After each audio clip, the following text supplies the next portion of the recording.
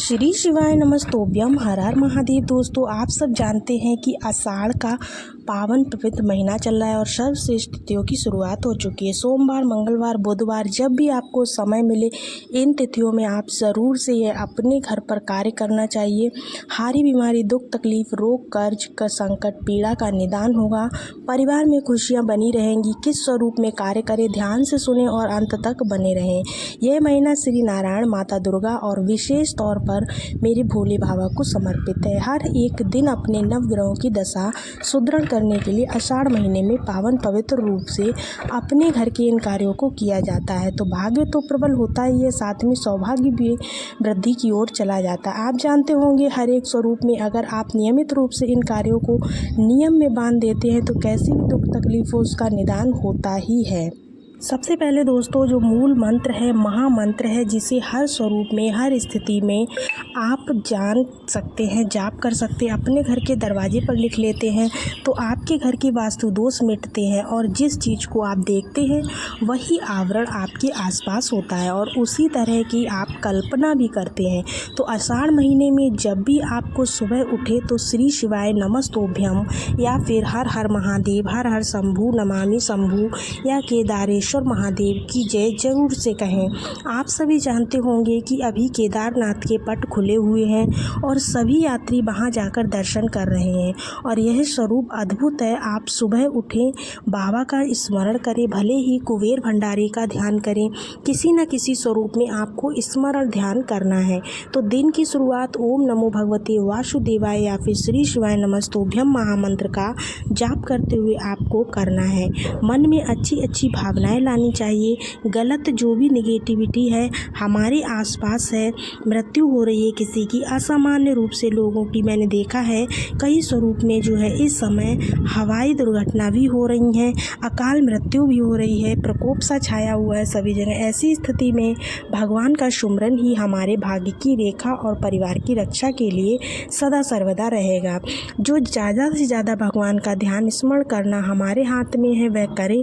उसके बाद रोग नियम बांध लें। आषाढ़ महीने में आप सभी को सर्वश्रेष्ठ में रूप में अपने घर में अपने बच्चों का जैसे जिद्दी हो जाते हैं, क्रोधी हो जाते हैं, स्वभाव को दूर करना है। सांसारिक, आर्थिक, मानसिक कष्ट को दूर करने के लिए आपको नियम बांध लेना है कि आपके घर पर रुद्राक्ष होगा। रुद्राक्ष एक मुखी हो, पंचमुखी हो, अष्टमुखी हो, छह मुखी हो, किसी भी स्वरूप में हो, आपको रुद्राक्ष ले लेना है।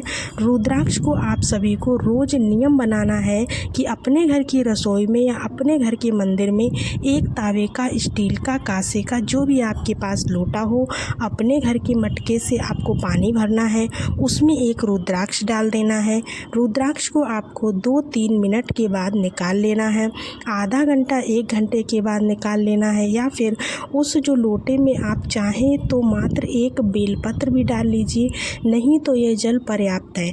दुर्भाग्य को दूर करने के लिए फिर आप सभी को इस लोटे में जो रुद्राक्ष आपने डाला हुआ था, एक बेलपत्र डाली हुई है, चम्मच से निकाल देना है। अगर आप अपनी रोग मुक्ति के लिए यहाँ पर कर रहे हैं तो इस महीने सोमवार से शुरू करें। आप नियम बांध लीजिए। रोग मुक्ति के लिए कर रहे हैं तो महामृत्युंजय मंत्र का जाप कीजिए। अगर आप धन प्राप्ति के लिए कर रहे हैं या फिर अपने कर्ज की मुक्ति के लिए कर रहे हैं तो कुबेर भंडारी का ध्यान कीजिए, अर्थात कुबेरेश्वर महादेव का ध्यान करें। सब कार्यों की सिद्धि के लिए कर रहे हैं और मेरे जीवन में उन्नति हो, बरकत हो और हर कार्य के स्वरूप में मेरे कार्य बन जाए, ऐसी प्रार्थना करते हुए हमेशा रक्षा हो, ऐसी प्रार्थना करते हुए आपको 12 ज्योतिर्लिंग का स्मरण करना है। रोग मुक्ति के लिए महामृत्युंजय मंत्र के साथ साथ कुबेरेश्वर महादेव का ध्यान ज़रूर से करना है और महामृत्युंजय मंत्र का ध्यान या महादेव के महामृत्युंजय स्वरूप का भी ध्यान करना है। बहुत सुख देता है। तो अपनी इच्छा शक्ति सामर्थ्य के अनुसार महादेव के किसी भी स्वरूप का आप ध्यान करें। जल का लोटा लीजिए और अपने घर के मंदिर में इस आषाढ़ महीने में सोमवार के नियम बांध लीजिए कि रुद्राक्ष मिश्रित और बेलपत्र मिश्रित जल आप समर्पित अर्पित कर दीजिए महादेव को। उसके बाद आप सभी को थोड़ा सा जल शिवलिंग से प्राप्त कर लेना है। नियम बांध लीजिए कि महादेव सावन आने से पहले आपने रोज़ नियम में रुद्राक्ष मिश्रित जल चढ़ाऊंगी और इसे आप ग्रहण कीजिएगा। अपने घर पर छिड़काव करूंगी और अपने पति बच्चों को इसे ग्रहण कराऊंगी। जिस कामना के तहत आप ये नियम करते हैं, अपने घर पर छिड़काव करते हैं, अपने पति और बच्चों को जल पिलाते हैं, तो जो भी कामना आपकी रही होगी उस कामना को महादेव जल्द से जल्द पूरी करेंगे।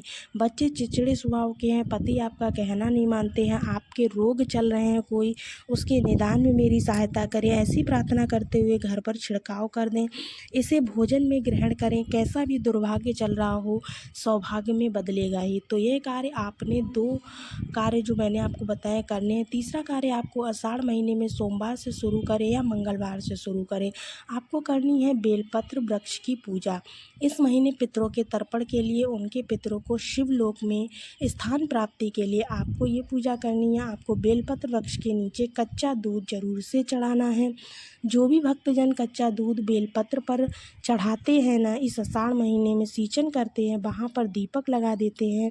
चाहे तो आप लंबी बाती का दीपक लगाएं या फिर गोल बाती का दीपक लगाएं, कोई दिक्कत की बात नहीं है। धन प्राप्ति के लिए, माँ लक्ष्मी को आकर्षित करने, माँ दुर्गा भवानी को जो है प्रसन्न करने के लिए लगाया जाता है ये दीपक। वहीं गोल बाती जो है ना, बेलपत्र वृक्ष के नीचे महादेव के स्वरूप का ध्यान करते हुए दीपक लगाया जाता है। तो नियम बांध लीजिए, किसी भी शुभ दिन में, प्रदोष, मासिक शिवरात्रि, सोमवार, कोई भी दिन, हर दिन महादेव का है। आपको बेलपत्र वृक्ष के नीचे ज़्यादा से ज़्यादा बैठना है और वहाँ पर महादेव का स्मरण करना है, कच्चा दूध चढ़ाना है, जल चढ़ाना है, दीपदान करना है। संभव हो तो किसी भी एक दिन आप बेलपत्र पेड़ के नीचे बैठ करके जो है पार्थिव शिवलिंग का निर्माण करें, वहीं पर कंकर रूपी शंकर का पूजन करें या मिट्टी के शिवलिंग बना करके पूजन जरूर से करें। कैसा भी दुर्भाग्य चल रहा हो वह सौभाग्य में बदलता ही बदलता है और हर स्वरूप में आपको सुख मिलना ही मिलना है। तो इस सोमवार से आप शुरू कर सकते हो इस कार्य को, तो किसी भी दिन आप कीजिएगा, लाभ तो आपको मिलना ही मिलना है। बेलपत्र पेड़ के नीचे मात्र आपको 11, 21, 51, 108 जितना भी आपसे हो पाए उतनी बार अगर आप कोई भी मंत्र, महामृत्युंजय मंत्र हो गया, ओम नमः शिवाय हो गया, महादेव का कोई भी मंत्र आप अगर ध्यान कर लेते हैं, नमः शिवाय, ओम पंचाक्षर मंत्र, षडाक्षर मंत्र, कोई भी महादेव का मंत्र आप जाप कर लेते हैं, तो अन्य स्थानों से ज़्यादा 4 गुना आपको फल मिल जाता है। क्योंकि बेलपत्र वृक्ष की महिमा जितनी कही जाए उतनी कम है। इस कार्य को आप ज़रूर कीजिएगा। इसके बाद बहुत ही विशेष सा है तुलसी पूजा। आप किसी भी दिन शुरू कर सकते हैं। तुलसी में जल, दीपदान और विशेष तौर पर अपने आप में अद्भुत स्वरूप है। आप जो है तुलसी परिक्रमा पूजन का नियम बांधिए। किसी विशेष तिथि पर आप ज़रूर करें, जैसे कि पूर्णिमा हो गया या फिर आपका गुरुवार हो गया या फिर आपकी अधिक लाभदायक ये गुरुवार को भी देता है। इसके बाद बारी आती है दीपदान की। तो देखिए, हमारे वेद शास्त्रों में धर्म कर्म की सबसे अधिक प्रधानता दी गई है, जिसमें आप दीपदान, अन्नदान, जलदान, भूदान, वस्त्रदान करते हैं तो सौभाग्य बढ़ता चला जाता है। तो आप सभी को आवश्यक रूप से नियम बांध करके दीपदान घर के दरवाजे पर, बेलपत्र पेड़ में, तुलसी में, घर की रसोई में और घर के मंदिर में दीपदान ज़रूर से करना चाहिए। जो भी भक्त नियम बांध कर ये कर लेता है उसके जीवन में सभी की सभी जो भी कुदृष्टि चल रही होती है, जो भी स्थितियाँ खराब चल रही होती है, वो सारी की सारी स्थितियाँ उसके जीवन में सही चलने लगती हैं। तो दोस्तों, आज सोमवार का दिन आषाढ़ महीने के, तो आपको इन उपायों को ज़रूर करना है। वीडियो में दी गई जानकारी अगर आपको पसंद आई हो तो वीडियो को लाइक कीजिएगा, साथ ही साथ चैनल को सब्सक्राइब कीजिएगा। मिलते हैं अगले नए वीडियो में, तब तक के लिए राधे राधे, श्री शिवाय नमस्तोभ्यम।